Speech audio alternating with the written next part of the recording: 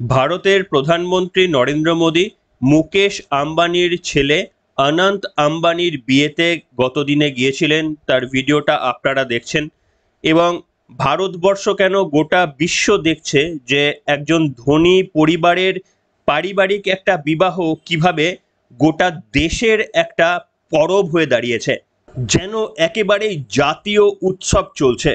অথচ যাদের জন্যই এই মুকেশ আম্বানিরা আজকে এত বড় লোক, এই আপনি আমি প্রত্যেক মাসে রিচার্জ করে ধনসম্পত্তির পরিমাণ পাহাড় থেকে পর্বতে পরিণত করে দিয়েছি, আমরা যে সকলেই ব্রাত্য এ কথা বলার তো আর কোনো রকমের প্রয়োজন হয় না।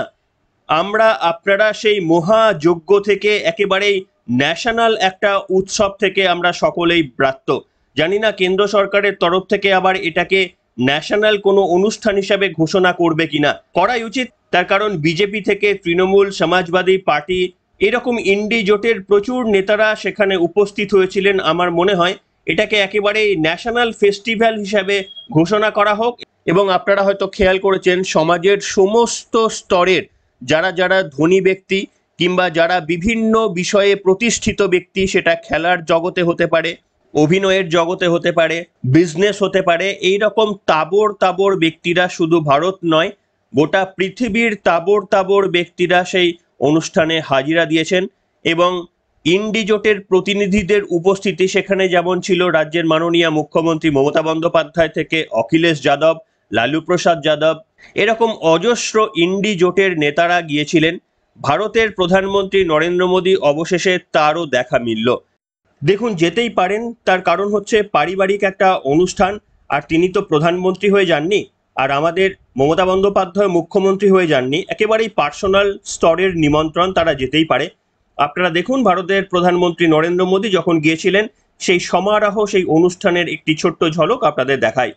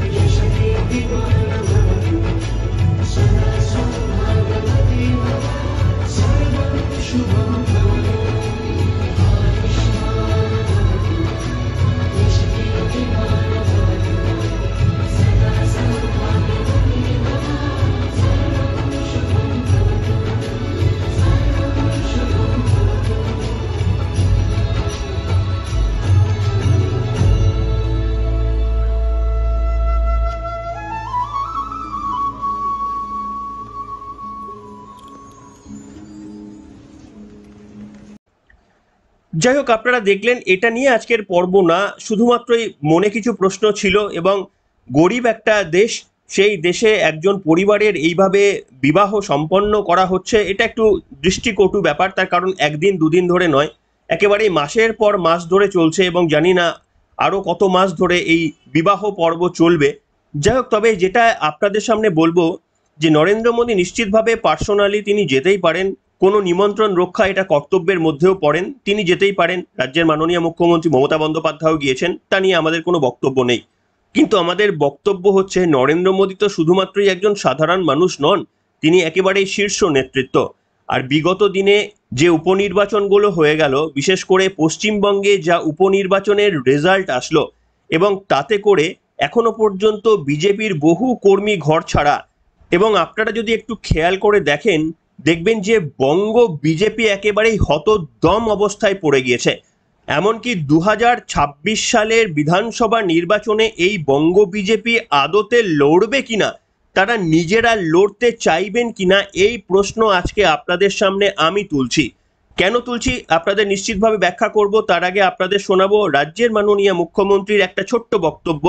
পুরো বক্তব্যটা পরে শোনাবো, আপাতত একটা ছোট্ট বক্তব্য শোনাই, যেখানে মুখ্যমন্ত্রী বলছেন যে গোটা দেশ জুড়ে উপনির্বাচন হয়ে গিয়েছে, তার মধ্যে মাত্র 3টি সিটে বিজেপি জিতেছে। আর রাজ্যের মাননীয় মুখ্যমন্ত্রী বলছেন ওগুলো নিশ্চিতভাবে কোনো গন্ডগোল করে জিতেছে, মধ্যপ্রদেশ বা রাজস্থানে ওগুলো জিতেছে বিজেপি নিশ্চিতভাবে কোনো গন্ডগোল করে, যেহেতু ওখানে ওরা ক্ষমতায় রয়েছে তাই ওরা গন্ডগোল করে জিতেছে। কি বলেছিলেন মুখ্যমন্ত্রী, ছোট্ট একটা অংশ শোনাই আপনাদের। আমাদের কাজ করতে হবে, এটাই আমার। আর সারা ভারতবর্ষ আমি শুনেছি যে বিজেপি পর্যদস্ত হয়েছে। শুধু 2টো সিটে মনে হয় মধ্যপ্রদেশ আর রাজস্থানে যেখানে ক্ষমতায় আছে, সেখানে নিজেরা নিজেদের মধ্যে কি করেছে না করেছে আমি জানি না, না জেনে বলবো না। বাদ বাকি সিটগুলোতে তারা মোটেই জয়লাভ করেনি। সুতরাং অল ইন্ডিয়াতেও ট্রেন্ড হচ্ছে টোটাল বিজেপির বিরুদ্ধে। শুনলেন বন্ধুরা, এবার কি আপনারা বুঝতে পারছেন? যারা বলছেন বিজেপির সংগঠন নেই, যারা বলছে বিজেপি রাস্তায় নামবে না, রাস্তায় যদি নামতো তাহলে উপনির্বাচনের ফল এরকম হতো না, আপনারা কি এবার পরিষ্কার হলেন রাজ্যের মাননীয় মুখ্যমন্ত্রী মমতা বন্দ্যোপাধ্যায়ের বক্তব্য থেকে?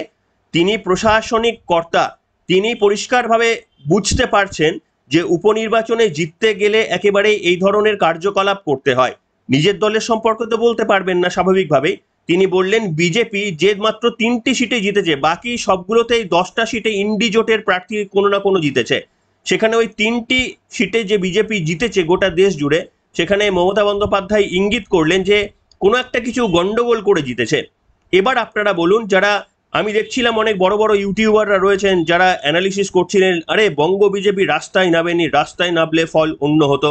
আমি আপনাদের সামনে বলে দিচ্ছি, বঙ্গ বিজেপি রাস্তায় নামুক, বঙ্গ বিজেপি ধর্নায় বসুক, যা কিছু করতো এই নির্বাচন বা এই উপনির্বাচনের ফল চেঞ্জ করা যেত না। আমি আপনাদের সামনে বিগত কয়েকদিন আগেই এই উপনির্বাচনের ফল বলে দিয়েছিলাম, হয়তো আপনাদের কারুর কারুর মনে রয়েছে।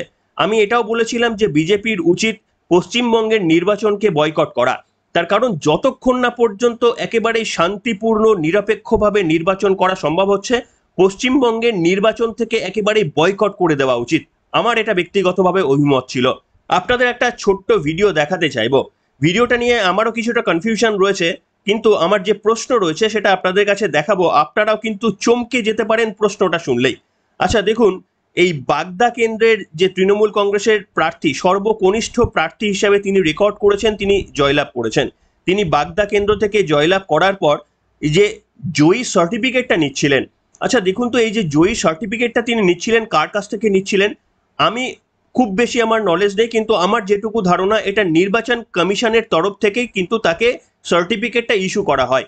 আর এই যে ব্যক্তির কাছ থেকে নিচ্ছেন, সাদা শার্ট পরিহিত যে ব্যক্তি, তার কাছ থেকে নির্বাচনী সার্টিফিকেটটা নিচ্ছেন, আচ্ছা দেখুন তো তার অভিব্যক্তিটা।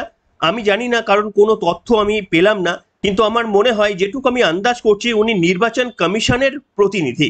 এবার আমার যদি ওই তথ্য ঠিক হয়ে থাকে তাহলে আপনারা একটু খেয়াল করুন তো, ওই ব্যক্তির অভিব্যক্তিটা একটু দেখুন তো।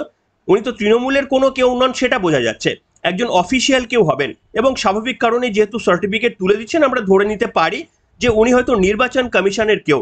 আচ্ছা ওনার অভিব্যক্তিটা দেখুন তো। আমার মনে হচ্ছে যে জয়লাভ কিন্তু উনিই করেছেন। দেখুন কিভাবে হাসছে, উচ্ছ্বাসিত হয়ে পড়ছেন। নিরপেক্ষ ভূমিকার কোনো কিছু দেখছেন? একেবারেই উচ্ছ্বাসিত তাকে আমরা দেখছি। যদি তিনি নির্বাচন কমিশনারের কোনো প্রতিনিধি হয়ে থাকেন তাহলে কিন্তু চিত্রটা একেবারেই পরিষ্কার। আপনাদের সামনে শুধু এটুকুই আমি বলার চেষ্টা করলাম যে যারা বলছেন বিজেপি রাস্তায় নামছে না, শুভেন্দু অধিকারীরা বা দিলীপ ঘোষ সকলকে রাস্তায় নামতে হবে, সেটা পার্শিয়ালি ঠিক। এটা আমি ডেফিনেটলি বলছি না যে রাস্তায় না নেমে কোনো আন্দোলনকে সফল করা সম্ভব। রাস্তায় নামতেই হবে, সেটা অবশ্যই করতে হবে। আচ্ছা আপনারা বলুন তো, এই যে উপনির্বাচন হয়ে গেল, মমতা বন্দ্যোপাধ্যায় রাস্তায় নেমেছিলেন? কিংবা অভিষেক বন্দ্যোপাধ্যায় তৃণমূল কংগ্রেসের সেকেন্ড ইন কমান্ড, আপনারাই তো বলেন যে এই দুই ছাড়া তৃণমূল কংগ্রেসের আর কেউ নেই। এই দুজনকে নাকি কোনোভাবে রাজনৈতিকভাবে সরিয়ে দেওয়া যায় তাহলে তৃণমূল কংগ্রেস কালকেই পড়ে যাবে। আচ্ছা, এনারা দুজন তো ছিল না, তাহলে কি করে জিতলো বলুন তো? আপনারা কি দেখেছেন অভিষেক বন্দ্যোপাধ্যায়কে রাজনৈতিকভাবে সক্রিয় হতে? তিনি তো এই মুহূর্তে রাজনীতি থেকে অনেকটা দূরে রয়েছেন। রাজ্যের মাননীয় মুখ্যমন্ত্রী এই উপনির্বাচনে একটা জায়গাতেও তিনি নির্বাচনী প্রচারে যাননি। আচ্ছা বলুন তো তাহলে কি করে জিতছে? সবথেকে তাৎপর্যপূর্ণ ব্যাপার আপনারা জানেন, এই যে 4টি আসনে তৃণমূল কংগ্রেস জিতে গিয়েছে, তার মধ্যে 3টি আসনে গত বিধানসভায় বিজেপি জিতেছিল, এবং এবারে যে লোকসভা, এই 1 মাস আগে যে লোকসভা নির্বাচন হয়ে গেল, তার বিধানসভা ভিত্তিক যে ফল ছিল, সেখানেও কিন্তু প্রচুর ভোটে বিজেপি এগিয়ে ছিল ওইসব অঞ্চলে। তাহলে বলুন তো 1 মাসের মধ্যে কিভাবে উলটপুলনটা হয়ে গেল? তার মানে কি আপনারা বিশ্বাস করেন যে আপনারা যখন ভোটের লাইনে দাঁড়ান, 1 মাসের মধ্যে আপনি দেন বিজেপিকে, আবার পরের দিন দেন তৃণমূলকে? এরকমটা আবার হয় নাকি? এইটা মানতে পারি যে বিজেপিকে দেন আবার সিপিএম কে দেন, এটা মানতে পারি, তার কারণ তৃণমূলের বিরুদ্ধে আপনারা ভোট দেন, এটা হওয়ার সম্ভাবনা তবুও থাকতে পারে। কিন্তু আপনি একবার শাসক দলকে দিচ্ছেন, একবার প্রতিপক্ষকে দিচ্ছেন, এরকম একজন দুজন নয়, হাজারো হাজারো 50, 60 হাজার, 80 হাজার ব্যক্তি এইরকম কাণ্ড ঘটিয়েছেন, তাহলেই কিন্তু এইরকম ফল এসেছে। এইটা কি বিশ্বাসযোগ্য? যারা ইউটিউবে বড় বড় অ্যানালিসিস করছেন, একেবারে বলে দিচ্ছেন যে বিজেপি ময়দান ছেড়ে ভাগছে, ময়দান ছেড়ে চলে যাচ্ছে। দেখুন, আমার পরিষ্কারভাবে বক্তব্য, বিজেপি সম্ভবত, মানে এই শুভেন্দু অধিকারীকে আপনারা দেখবেন, বিজেপি মানে দেখুন, যতটা বিজেপি একেবারেই প্রচারের আলোতে এসেছিল, বা বিজেপি বিভিন্ন দুর্নীতির ঘটনাগুলো সাধারণ মানুষকে যে তুলে ধরেছিল, এর পুরো অবদানটা বা বেশিরভাগ অবদানটা ছিল শুভেন্দু অধিকারীর। সেই শুভেন্দু অধিকারীকে আপনারা দেখেছেন কিভাবে আস্তে আস্তে নিজেকে গুটিয়ে নিচ্ছেন, এবং এই উপনির্বাচনে তবুও তিনি প্রচারে গেছিলেন। তবে আমার ব্যক্তিগতভাবে মতামত, আপনারা দেখবেন না যে শুভেন্দু অধিকারী কিন্তু একেবারেই ফোর ফ্রন্টে এসে বিভিন্ন কার্যকলাপ করবে।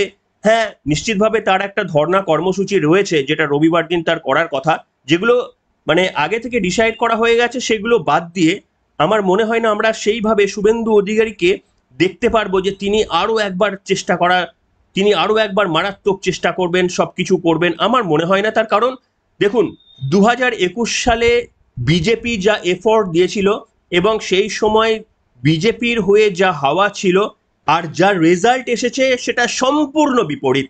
এবং ঠিক একইভাবে আপনারা যদি খেয়াল করেন, পঞ্চায়েত নির্বাচন, পুরসভার নির্বাচন, এবং কিছুদিন আগে হয়ে যাওয়া লোকসভার নির্বাচন যদি আপনারা খেয়াল করেন, সেখানে বিজেপি কিন্তু বা বিরোধী দলনেতা শুভেন্দু অধিকারী সর্বাত্মক দিয়ে তিনি ঝাঁপিয়ে পড়েছেন। আমার মনে হয় না যে এর থেকে বেশি করে আর ঝাঁপিয়ে পড়ে কোনোভাবে মানুষকে সজাগ করা যায়, এইটা আমার বিশ্বাস হয় না। তার কারণ বিরোধী দলনেতা তিনি যতটা করার করেছেন, কিন্তু এত কিছু পশ্চিমবঙ্গে ঘটে যাওয়ার পর তৃণমূল কংগ্রেস সেইভাবে প্রচারই করেনি। রাজ্যের মাননীয় মুখ্যমন্ত্রী অভিষেক বন্দ্যোপাধ্যায় কেউ প্রচারেও যায়নি। তা সত্ত্বেও বলুন তো ভোটে এরকম কি করে রেজাল্ট হয়? এই কিভাবে হয়, এর উত্তরটা কিন্তু খুঁজতে হবে। হ্যাঁ, নিশ্চিতভাবে আমাদের কাছে হয়তো কিছু উত্তর রয়েছে, কিন্তু সেই কংক্রিট উত্তর আপনাদের সামনে আমরা বলবো না, আপনারাও কিছু কিছু জানেন উত্তর। এই উত্তরটাই কিন্তু খুঁজতে হবে বিজেপিকে। আর বিজেপি বলতে এখানে কিন্তু কেন্দ্রীয় বিজেপির সাহায্য লাগবে। যে কেন্দ্রীয় বিজেপি একেবারেই মুখ বন্ধ করে বসে রয়েছে বিজেপির এই ভরাডুবির দিন, একেবারেই বিজেপির শীর্ষ নেতা নরেন্দ্র মোদী চলে গেলেন মুকেশ আম্বানির ছেলের বিয়েতে অংশগ্রহণ করতে, কিন্তু কোথাও দেখলাম না যে রাজ্য বিজেপির সঙ্গে কথা বলে আগামী দিনের কোনো পদক্ষেপ তৈরি করা, এটা কিন্তু কোথাও আমরা দেখলাম না। দেখুন, এই তৃণমূল কংগ্রেস যে জায়গায় গিয়েছে, পুলিশ প্রশাসনকে ব্যবহার করে, এবং এই রাজ্যের জয়ন্ত সিং থেকে জেসিবি, বিভিন্ন এই সমস্ত যারা গ্যাং রয়েছে তাদেরকে ব্যবহার করে নির্বাচন জেতার যে কাজটা, যে ফর্মুলা তারা তৈরি করে রেখেছে, সেটা কোনো নৈতিক উপায়ে আপনি ভোট হবে, আপনি ভোটের লাইনে যাবেন, ভোট দেবেন, আর আপনি ভাবছেন যে তৃণমূল কংগ্রেস হেরে যাবে, এই ফল কিন্তু আর হবার নয়। আমার মনে হয় এটা বোঝার সময় এসে গিয়েছে। রাজ্য বিজেপির নেতৃত্বরা আশা করি বুঝে গিয়েছেন, শুভেন্দু অধিকারী বুদ্ধিমান রাজনৈতিক ব্যক্তিত্ব, তিনি বুঝে গিয়েছেন। কিন্তু আমার মনে হয় বিজেপি দেখবেন যত দিন যাবে, রাজ্য বিজেপি সাংগঠনিকভাবে আরো বেশি দুর্বল থেকে দুর্বলতর হবে। কেন? তারা খেলাটা আর সম্পূর্ণভাবে মাঠে নেমে খেলতে কতটা আগ্রহী হবেন সেটা যথেষ্টই সন্দেহের। বিশেষ করে কেন্দ্রীয় বিজেপি তাদের যে মনোভাব, তারা যে ধরনের পদক্ষেপ নিচ্ছেন, সেটা কিন্তু একেবারেই সন্দেহজনক। এবং যদি কেন্দ্রে ক্ষমতায় থাকা সত্ত্বেও, হাতের নাগালে এত কিছু থাকা সত্ত্বেও কেন্দ্রীয় বিজেপি নেতৃত্ব এই রকম ব্যবহার করতে থাকে তাহলে নিশ্চিতভাবে বঙ্গ বিজেপির ক্ষমতায় আসা ছেড়ে দিন, আগামী 26-এর নির্বাচনে আপনারা দুঃখ পেতে পারেন। আগের পর্বেও আমি বলেছি 50 আসন টপকাতে পারবে না বিজেপি, আপনারা দেখে নেবেন। এবং যত দিন যাবে বিজেপি দুর্বল থেকে দুর্বলতর হবে। একমাত্র দায়ী আমি করব কেন্দ্রীয় নেতৃত্বকে, তার কারণ যে কেন্দ্রীয় নেতৃত্ব তাদের রাশ নিজেদের হাতেই সবসময় রেখে দেয়। এই রাজ্যের বিজেপি কোন পথে পরিচালিত করবে, কোন দিকে তাদের এজেন্ডা হবে, সবকিছুই যখন তারা ঠিক করে দেয়, তাদেরই কিন্তু এই ব্যর্থতার দায় নিতে হবে। তার কারণ এটা কোনো আঞ্চলিক দল নয়, তৃণমূল কংগ্রেসের মতো আঞ্চলিক দল নয় যে রাজ্য বিজেপির সম্পূর্ণ দায় এবং দায়বদ্ধতা থাকবে। তার কারণ এই রাজ্যে বিরোধী দলনেতা হবেন শুভেন্দু অধিকারী আর রাজ্য সভাপতি হবেন সুকান্ত মজুমদার। এটা রাজ্য বিজেপি ঠিক করে না, এটা কেন্দ্রীয় বিজেপি ঠিক করে। তাই নিশ্চিতভাবে এই হারের দায় নিতে হবে কেন্দ্রীয় বিজেপিকে, তারা কোনোদিনই নেবে না। এবং তারা নিশ্চিতভাবে এই মুহূর্তে এমনিতেই সংকটে রয়েছে, এবারে তো কংগ্রেসের কাছে আরো বড় ধাক্কা খেয়ে তারা এমনিতেই সংকটে রয়েছে। রাজ্য বিজেপির জন্য ভাবার সময় তাদের কাছে ডেফিনেটলি থাকবে না। হাতের সামনে অনেক বেশি প্রমাণ থাকার পরেও কিন্তু কোনো রকমের তদন্তে গতিপ্রাপ্ত হবে না। ইডি সিবিআই একেবারেই নিরস্ত্র হয়ে বসে থাকবে দিনের পর দিন। তাই যারা মনে করছেন খুব শীঘ্রই হয়তো চমক দেখবেন, হয়তো 5 বছর কিংবা 10 বছরের মধ্যে এই রাজ্যে চমক দেখবেন, আপনাদের আগের ভিডিওতেও বলেছি, এখনো বলছি, মন শক্ত করুন। অনেক অত্যাচার নিপীড়নের ভিডিও আমাদের চোখের সামনে দেখতে হবে, সেগুলো সইতে হবে। হ্যাঁ, আমার আপনার ছেলেরা এই রাজ্যে চাকরি পাবে না, এ ঘটনা সত্য হবে। স্বাস্থ্যের জন্য এই রাজ্যে যতটা আপনাদের ভরসা করতে হবে তার থেকেও বেশি অন্য রাজ্যে ভরসা করতে হবে। এই সব কিছু মেনে নিয়েও কিন্তু আপনাদের বুক শক্ত করতে হবে। নিশ্চিতভাবে সময় আসবে, কিন্তু সময়টা বন্ধুরা এত তাড়াতাড়ি আসবে না। তার কারণ দলটির নাম বিজেপি, আর কেন্দ্র বিজেপি যে কি নীতি নিয়ে চলছে সেটা তারাই জানে। পশ্চিমবঙ্গকে সম্ভবত তাদের সৎ সন্তান হিসাবে তারা একেবারে প্রথম দিন থেকে দেখে আসতে শুরু করেছে এবং তারই পরিণতি তারা পাচ্ছে। তাই আপনাদের বলবো যে আপনারা তো আর রাতারাতি তৃণমূল কংগ্রেসের এত অত্যাচার দেখে তাদেরকে আর সমর্থন করতে পারবেন না, এটা খুব স্বাভাবিক ব্যাপার। কিন্তু হ্যাঁ, আপনারা নিশ্চিতভাবে মন শক্ত রাখুন, আপনারা নিজের পরিবারের কথা ভাবুন, আপনার নিজের সন্তানের কথা ভাবুন। আপনি বা আপনার সন্তান কিভাবে উন্নতি করবে সমাজে, কিভাবে পড়াশোনা করে এই রাজ্যে না হোক ভিন রাজ্যেই আপনারা চাকরির ব্যবস্থা করুন বা সেখানেই চাকরির খোঁজ চালান। নিজেদের পরিবারকে বাঁচানোর চেষ্টা করুন।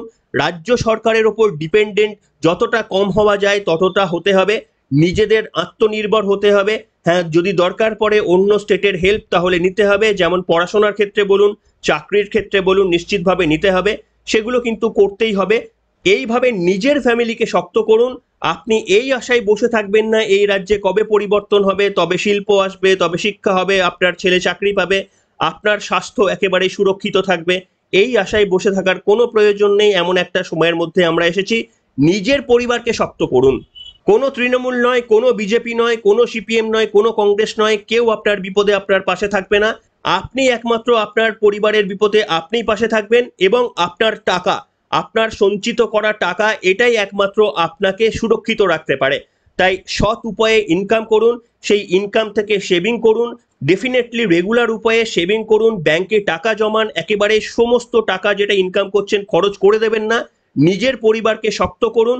যদি দরকার পড়ে, যদি কোনো প্রয়োজন আসে, অন্য রাজ্য থেকে স্বাস্থ্যের সুবিধা নিতে হয়, অন্য রাজ্যে যদি চাকরির সুবিধা নিতে হয় সেটা নিতে হবে, কিন্তু তার জন্য আর্থিক স্বাবলম্বিতা জরুরি। সেটা আপনি যে উপায়ে করুন না কেন, যে কোনো সৎ উপায়ে, সেটা আপনি মাটি কেটে করতে পারেন, আপনি ইউটিউব করে করতে পারেন, আপনি চাকরি করে করতে পারেন, আপনি সেলাই করে করতে পারেন, আপনি যা খুশি সৎ উপায়ে করতে পারেন। তাই রাজনৈতিক ব্যক্তিত্বদের পিছনে না দৌড়ে, তাদের আশায় না থেকে নিজেদের পরিবারকে নিজেরাই শক্ত করার প্রয়াসটা করুন। আর সেই ধরনেরই কিন্তু ডিরেকশন আপনাদের সামনে দেওয়ার চেষ্টা করব। তার কারণ আমরা কখনোই চাই না যে আপনারা বিপদের মধ্যে পড়ুন, এটাই কিন্তু একমাত্র কাম্য। তাই তৃণমূল কংগ্রেস জিতলো না হারলো আপনাদের কিচ্ছু এসে যায় না। তৃণমূল কংগ্রেস জিতলেও আপনাদের 5 টাকা ইনকাম বাড়বে না, তৃণমূল কংগ্রেস হেরে গেলেও একেবারে রাতারাতি 5 টাকা আপনাদের ইনকাম বাড়তো না। তাই নিজেরা স্বাবলম্বী হন। কিভাবে 2 টাকাকে 3 টাকা করা যায়, 3 টাকাকে 4 টাকা করা যায়, প্রপার প্রসেসে, একেবারেই অনেস্ট উপায়ে সেইটা করার চেষ্টা করুন। হয়তো দেখবেন সেভিং নয়, মিউচুয়াল ফান্ডে বিনিয়োগ করলে বা অন্য কোথাও বিনিয়োগ করলে বেশি রিটার্ন পাওয়া যায়, সেই নিয়ে পড়াশোনা করুন। নিজের ফ্যামিলিকে স্ট্রং করুন। এই সমস্ত তৃণমূল কংগ্রেস বা বিজেপিকে সাপোর্ট করতে গিয়ে নিজের জীবনটা অতিবাহিত করে দেবেন না, এটুকুই আপনাদের কাছে রিকোয়েস্ট থাকলো। আপনাদের মতামত অবশ্যই জরুরি। আপনাদের কেমন মনে হলো আমার অ্যানালিসিস? যদি ঠিক মনে হয় তাহলে আপনাদের মতামত লিখে জানাবেন আজকের পর্বে। এখনকার মতো এখানেই শেষ করলাম।